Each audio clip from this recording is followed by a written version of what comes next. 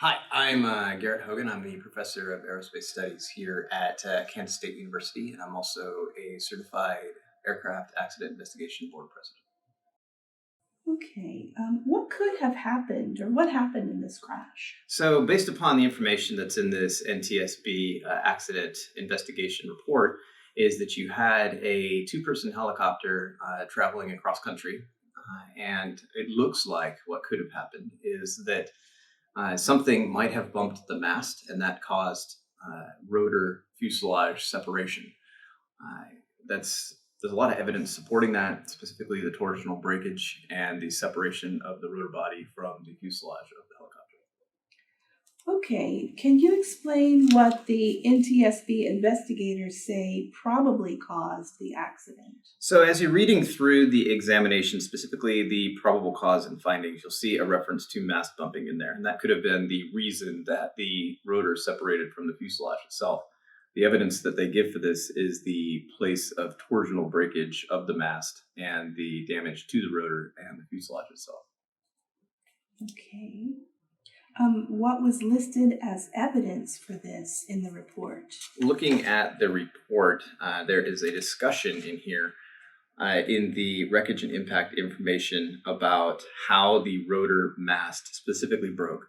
And there's discussion about torsional failure and damage consistent with a sudden stop of the rotor and all of that torque being transitioned to the mast, causing the metal to fail.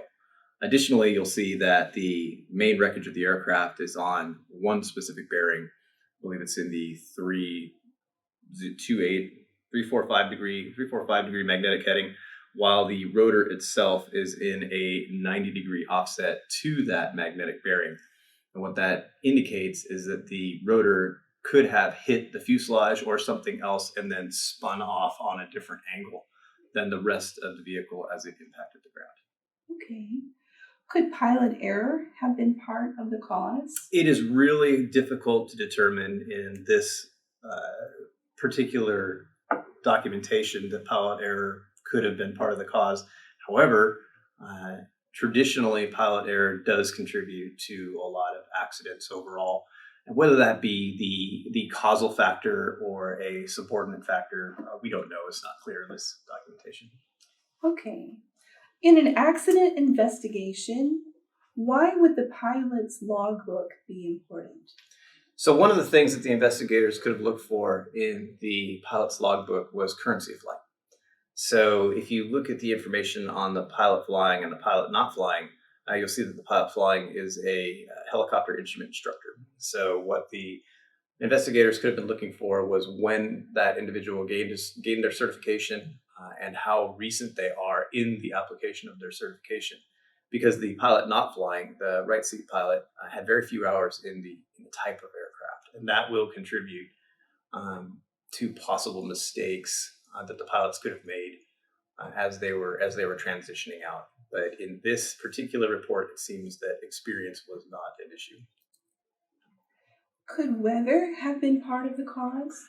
There's a very in-depth discussion in the meteorological information portion of this investigation that Tropical Storm Umberto had made landfall in Louisiana. But at the time that the pilots were flying the helicopter, they were in visual meteorological conditions as indicated by an automatic weather reporting system. So it is extremely unlikely, based upon report information, that weather could have been a contributing factor to this accident.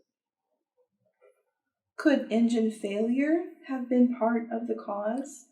So, engine failure could have been part of the issue, but in the wreckage and impact information, it says that the engine number two experienced standard torsional failure consistent with an impact.